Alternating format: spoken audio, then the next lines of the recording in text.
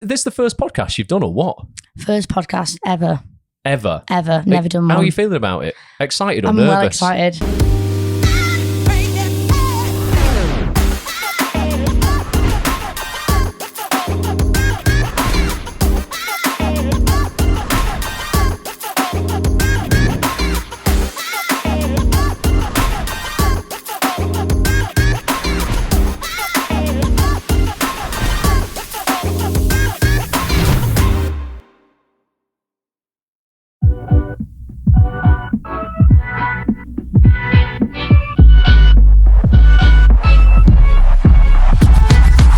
Welcome everybody to episode 61 of WatchRoss, the one where we get real with Steele.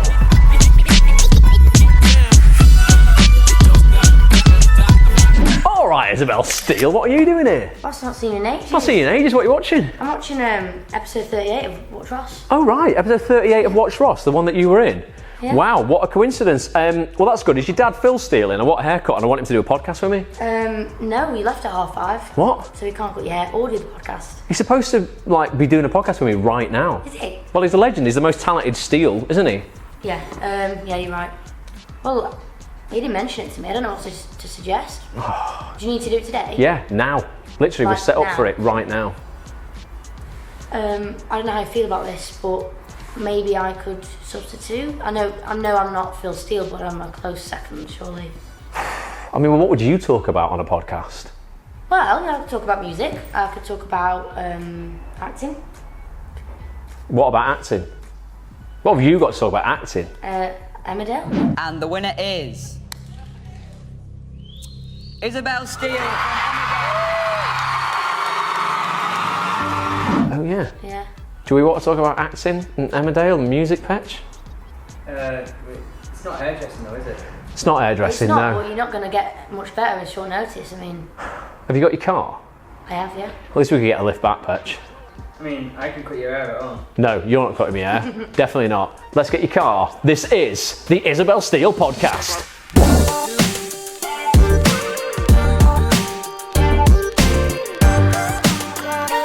Isabel Steele, welcome to Out on This TV. Welcome to the podcast. Thank you for coming out to what isn't sunny Urmston today, but thanks for popping around for a chat. Thanks for having me. That was so unexpected how loud you came in with that then. Right, do you know what? I get quite excited 5 at the seconds start. and you went, welcome! Bang, straight in. Got to give it some energy, haven't you? Yeah, Got some caffeine. 100%. This the first podcast you've done or what? First podcast ever. Ever? Never done one. How are you feeling about it? Excited or I'm nervous? well excited. I'm not nervous, not with you. Never gets nervous. Izzy, you've been on the vlog, you've been on WatchRoss before. For those who are listening now, I don't know why I always say that, because if you're not listening, you don't hear this anyway. For those who are not listening, you're never going to hear this. For those who are listening, thank you for listening. If you go to youtube.com/WatchRoss, watch episode 61, Petch, is this?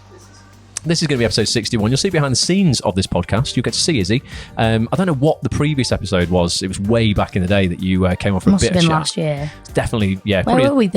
We were in the Lowry. We were in Media City. Yeah, we went to the Lowry yeah, Theatre. yeah, nice. Yeah. And had a little chat when you just got on Emmerdale. So we're going to recap on that today, but then we're going to talk about loads more as well. We should probably then start recapping on what we spoke about on the vlog all those months ago, which was ultimately your journey into Emmerdale, you know, becoming Liv Flaherty.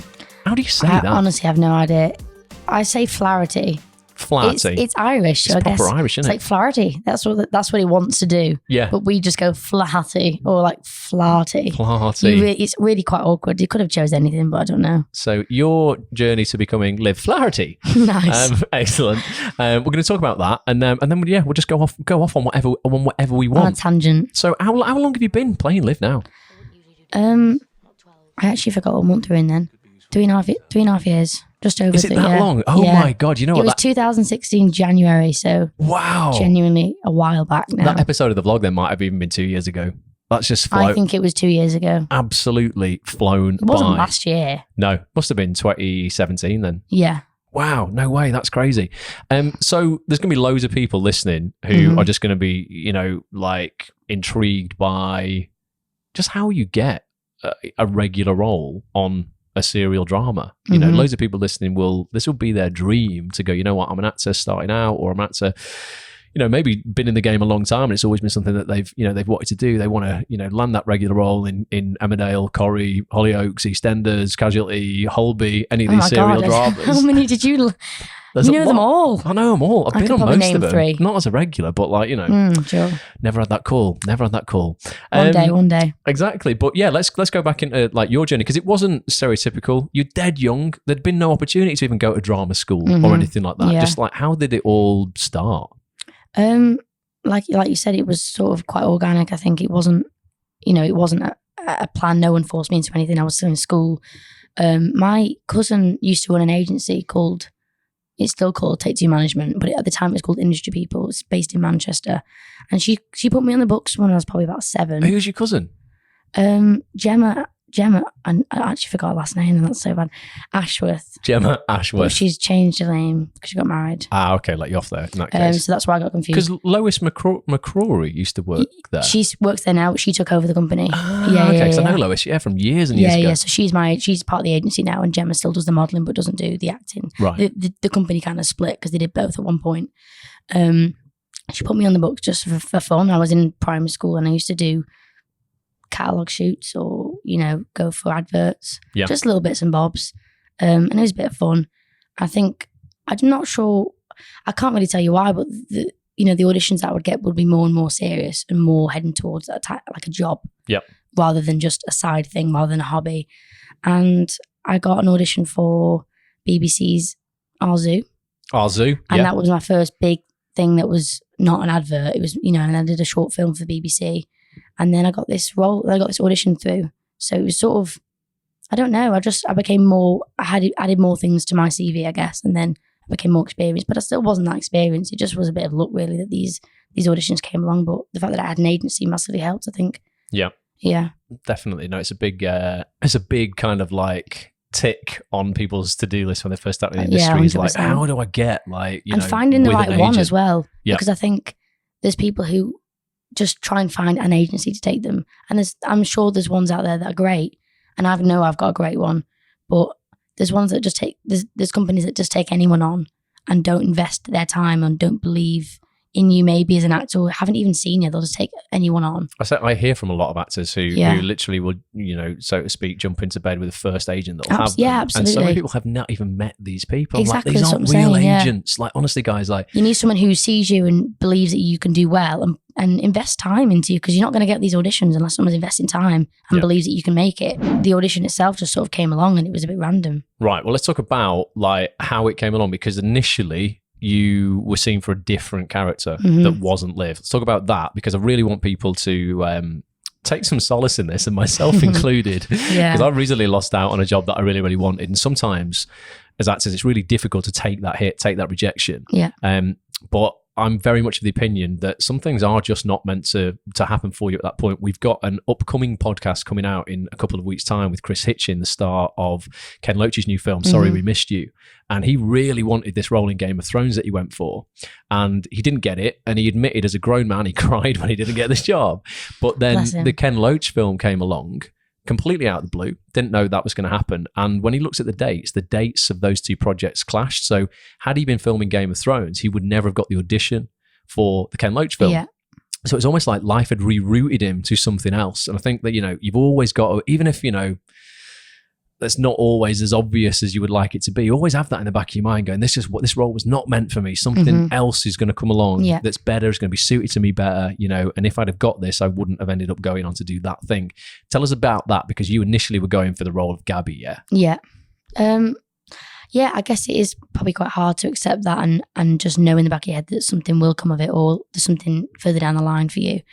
But at the time when you're in it, it's so difficult to see past just the rejection, just the no. You know, and I went for the role of Gabby originally, and I did about 2 auditions and did a screen test with Sam Giles, who plays Bernice on the show, who would have played my mother if I'd have got the role as Gabby. And I left the auditions thinking I'd done great. I did as well as I could. I didn't mess up, you know. I felt really good about it. And I think I'd got down to the final 3. And it was yeah, I honestly thought I'd got it, and we all do that, don't we? We all do that. We always go, oh, I've nailed that, and it's usually the opposite. Nailed it. And I didn't get it, and Rosie Bentham got it, and I was really gutted about it because although it's not something that I planned to do, and I wasn't desperate for that job at the time because I was in education, it was still quite a loss. You know, I'd got so far, and you get really invested into it, and you can see yourself in the show, and yeah, it was really hard to hear that. And they emailed me, they rang my mum actually and said, we've got another role that we think Izzy would be great for, but it's not on screen. Because obviously I was auditioning around October of 2015, and Gabby was due to go on screen, I think, early December. So it was pretty much audition, screen test, straight on screen. Maybe 2 weeks later, you get the scripts and you go on. Whereas he said this character wouldn't be on screen till Feb. If you're willing to wait, obviously I had nothing going on, so I was willing to wait. Yeah. But even though they said that, I still doubted that was a possibility. I genuinely didn't know the industry enough to know that they don't just say that because they want to soften the blow, because they don't have time to soften the blow. This is a massive company. I don't know why I thought I was privileged enough to just have a blow softened. Like, well, I remember because Isabel's dad, Phil, shout out to you, cuts my hair. Or is it Phil Steele? Oh, he loves these shouts out. He loves these. Give him a proper good shout out. Yeah. Do you know what? I'd normally be having a haircut on Friday. I'm going to run a voiceover. Do you go every week? Every 2 weeks. Every That's 2 weeks on Friday. Wow. I'm just like, I always, do you know what? Your dad's so cool. I'll ring him up on the day and be like, mate, anytime you fit He doesn't us in. do that for everyone. Does he not? No, honestly, this is just a you thing. He literally would just squeeze me and go, yeah, all right, 100%. mate, 1:15, yeah, come in.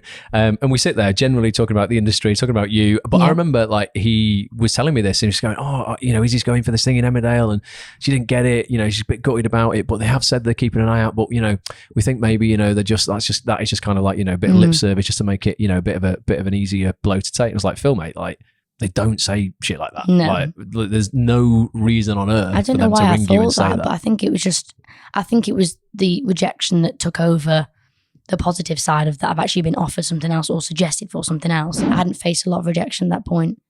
So that was the first hit. So I think that's why I took it so hard, and I genuinely didn't believe that they were considering me for this role. I don't know why I thought that, but I think just being young and naive and not really knowing a lot about the industry, and now know that that's not something that happens unless they're genuinely considering you. Yeah, and they they don't were just say it. genuinely They were, considering yeah. it. So the audition for Liv eventually came up, yeah? Yeah, they rang and said, Let's have a look at the experience you have had then over the last 3.5 years, and let's pick out some of the main things you have learned as an actress. Are we going to allowed to say actress these days? Do I have to say actor? This is what I mean. feel like some rules come out, but you say what you want. I know, you say I'm what you not want. offended. As an actress, I don't know what we're allowed to say anymore. But yeah, let's have a look at the things that you've learned that other people can put into their auditions or can put into their craft if they're on set shooting stuff, whether they're shooting a TV show or their own short or whatever it is. Just things that you've learned ultimately, and you might have learned off other cast members that have been more experienced than you, that's just made you a better actress. Let's pick a few things out. Okay. I think first things first is to be nice to everyone. I cannot stress that enough. Yeah. I cannot stress that enough. If you're nice to people, you'll go far. People will want you back in their things. I can't remember what the actual example was, but I worked with someone. Oh, it was a BBC short film called Lost. And it's on an online thing, and I did it about, I don't know. Did Red do that? Yeah, Red Production Productions, Company? yeah. Yeah. I mean, God, they just made the biggest drama in the world. Yeah, I know. But at the time, I think they're quite small. I didn't know them at the time, and I was only young. Yeah. I think I did that when I was about 10, 11. And the AD that worked, the first AD that worked on set, he joined Emmerdale a year later. Wow, okay. And remembered me from it. And you genuinely do meet the same people. I know it feels like there's a million people out there working in the industry, but there's not really. There's just quite a small pool of people who are freelance and work in several different things. I think being nice and having a good reputation is key, because people do talk, and if you're not nice, people will remember that. What about in terms of like craft, in terms of actually becoming as a better actress, in terms of your technique and stuff? What have you learned from being on set every day? I mean, I watch a lot of dramas and stuff, and Yeah. I think picking up little things that you find effective is definitely key. I've watched a lot of people and gone, God, that is so, I would never have thought to do that. That scene, that's so clever. And What kind of thing? Because I'm all about nicking stuff, because I feel always nick I things. feel other people have only nicked them off someone else anyway. I try and nick things, but it's hard playing Liv.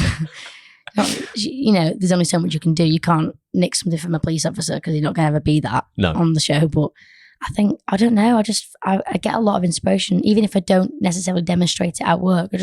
It stays in here, and I just remember little things that people have done, and I just find it fascinating. So I just watch a lot. I think I just watch a lot of stuff. Let's relate this back to the seizure storyline you just had to play, because this is something that you could have gone way big on and like overboard and like gone, I'm going to have a seizure, so I need to make it really dramatic and massive. Talk us through like how that actually works on the show when you've got to represent something, a medical condition that you have no experience of, and how you make that authentic then as an actor.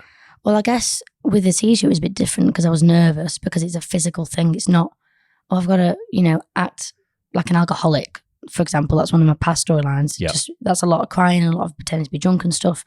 But a physical seizure is so hard to replicate because that's a complete takeover of the body. I'm going to delve a little bit into you. Okay. And I mean, there's a standard set of questions we always kind of ask each guest, but I don't know whether we should just go off piece, Petch, and just ask some other crazy. I always like the fear one, but I feel maybe we've kind of already had a bit of an answer on this. But what the biggest fear? Just real honestly, where does fear crop up in your life? Like, as in, like, what are you afraid of? Like right now, like in your life, is there a theme of something that you feel is holding you back right now? What is that? It's time. Okay.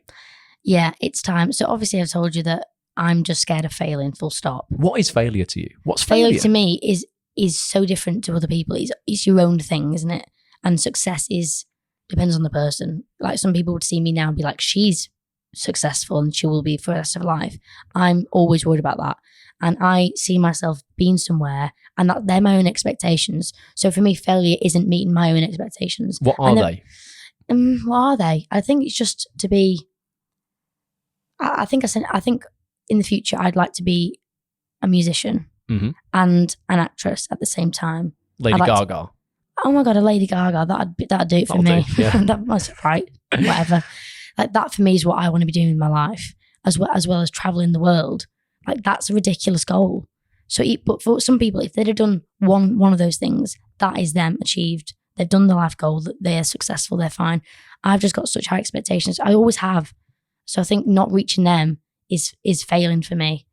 There's just so many things I want to do, and that's where time comes into it. I think I'm always worried about time just going too fast. Genuinely, I know I'm only 18. I know that sounds ridiculous. So young, but I know that for the music thing, being young is massive. Yeah, it's important, I guess. Yeah. And that's why I feel like there's a bit of a clock as when I release my music, and that's why I really wanted to get my EP out when I was 18, because 18 sounds better than 19, believe it or not. And people appreciate younger people in the music industry rather than being old. And it doesn't mean that you're less talented, but I just think being younger is so important, and people appreciate it more. So that's what I'm worried about time-wise with that. And I'm just constantly thinking, am I utilising my time right? And honestly, I said this before, but I'm going on my phone way too much. And I just think, am I making the most of this time? So here we are on the balcony. We've come outside after the podcast. It was an hour and 45 minutes of fire. So much fire that it's so hot in there. We've just basically come outside. Just what I'll expand is it on a couple of points before we wrap up on things that we just touched on the podcast. If you want to listen to the full thing, by the way, go to actsonthis.tv right now. It is available. There's just so much stuff in there, so much gold, like inspiration, stuff that's going to just motivate you. Ultimately, just like suffocate your excuses, I think. That's something that I kind of want to talk about now. We will talk, first of all, about, what order did we say we do this in, Petch? What are we doing first? Creativity. Petch on it. Because Petch is on it, innit? So yeah, we spoke about there, like, different strings to your bow. So, like, you're an actress and you're massive on the music side of things as well, right? You know, this is a big part of your career. You want to make it even bigger moving forward. And there's a lot of actors and people, and I've mentioned this a number of times, who feel if they're doing something else that isn't acting, like they're cheating on their career. So, like, oh, I can't possibly, do music as well because I'm not taking my career as seriously as an actor, and you've got to go all in on one thing or you're never going to make it. We were saying how many people in the Emmerdale cast and other actors, that I know on loads of other shows do loads of other things, and some of them are not even remotely related to acting. Just like who do you know is crushing it in other areas, that could maybe like be a great example for the people watching? I mean, I know for a start that there's loads of people who write. Yep. I think a lot of actors write because they know what they want to be acting in, so I guess we have that in advance. But I mean, there's people writing comedy, writing horror. I mean, Dominic Brunt directs horror films. He does that. He took 6 months off and directed a horror film. Plays Paddy, yeah. Plays Paddy, yeah. And he wrote it as well, and his wife was in it. And honestly, the amount of people who do things, voiceovers, people are painting, people are doing music, but just behind the scenes are just not, just a hobby. But they're just spreading their creativity, I guess, and not sticking to one thing. And I mean, especially in a soap as well, because that is a regular job. You have time to go and do other things. It's not cheating the career. It's not, you actually just broaden your horizons, essentially, aren't you? So, yeah, I'm all for it. All for it. Yeah, don't worry about like labeling yourself or putting yourself in a box or having to just, just purely focus on acting. I think it just makes you dull as well. Some of the dullest people I know literally have nothing else in their life than just this. And it's like, life is rich. There's millions of things you can go and do out there. The other thing was something you said is really interesting, and this was you are afraid to fail, right? And for a start, let's define actually what that even is. Failure for people is so subjective and different. And I was saying this, I used the analogy that I heard a lot of kids at school use, which was, I'm not going to revise on purpose for my exam. So then when I do fail it, I can say, oh, you know what, like, I only failed because I didn't even try, didn't even bother. I think a lot of actors don't write, don't do music, don't do other stuff, don't even really go all in on their career if that's what they wanted to do, for fear of them really trying and failing. They're like, you know what, if I just don't try, it's a lot easier for me to accept that I failed because of that rather than I wasn't good enough. Let's just kind of explore that a little bit. I want people to start making the fear of failing because they didn't try, or fear of missing out because they didn't put their work online, greater than the fear of putting it online and people saying it's shit. Like, where do you stand on that? I agree, but I'm guilty of it, so I'm still learning to do this. I don't know why I'm because I think in most areas of my life, I'm not worried about what people think of me. Just when I meet people, I'm not that bothered if, not everyone's going to like me, and that's fine. But for some reason, when it comes to career, I never want to put myself out there in case I fail because I'm worried about being embarrassed about it. When actually, like I said on the podcast, no one really cares enough to be criticising your career. They are so focused on their own. Everyone's so focused on their own and trying to build themselves.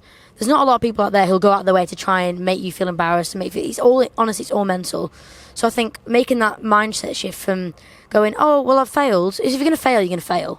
So I think I'm trying to shift my mindset to be more, I failed and I'm gutted because I really tried, but that just motivates me to do more rather than going, I failed because I didn't try. Well, obviously you're going to fail. There's less chance of failure if you put yourself out there. So I don't know why that is how I feel, but it is. And it's common, as you said, but really I'm just trying to shift that around because it's not healthy and it's not doing me any good, honestly. I'm over it, honestly. In 1 hour and 45, I'm over myself.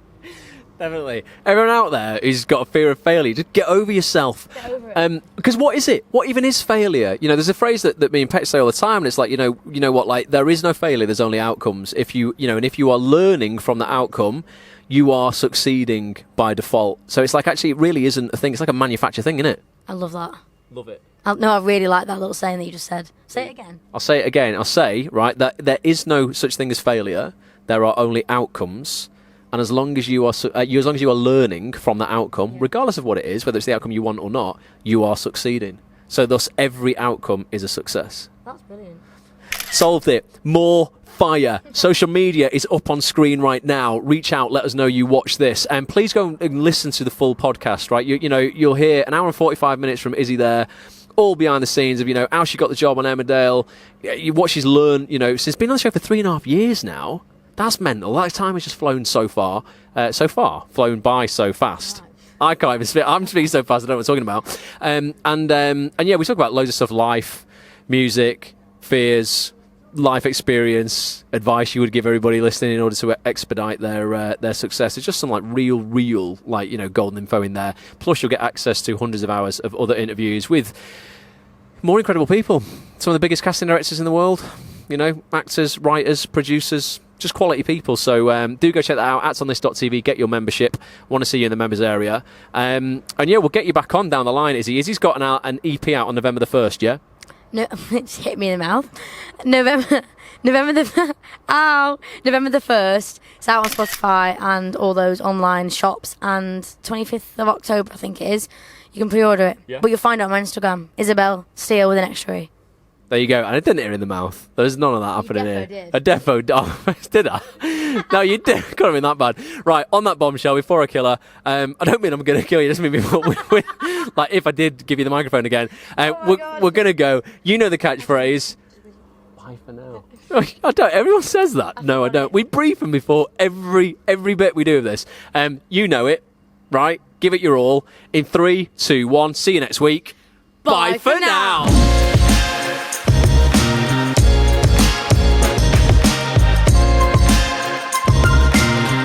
Thank you so much for watching this episode. It really would mean the world to me if you would leave a comment telling me what you enjoyed and what you would like to see more of next time. If you want to catch more episodes, head over to facebook.com/WatchRoss or youtube.com/WatchRoss. Make sure you subscribe and turn your notifications on.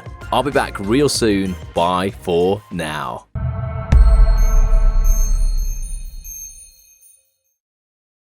Are you recording, Petch? Andy Thomas. Hello. The old schoolmates. How long ago were we at school? 17 years ago. Longer. Shitting hell. 19 years ago. What's happened in the last 19 years for the vlog viewers? Give them a little insight. We've got older and fatter and lost hair. Oh, yeah, but have you? Yeah, you've been. Look at that. Hench. Look at that. Beautiful. I've got older, but way better. Way better. Definitely. How many kids you got now? 2. I've got no kids and no wife. What's going on? That's why I like this. Yeah, I mean, there is, you know, That's why I like that and I like this. every cloud. I know. Every cloud, definitely. So what's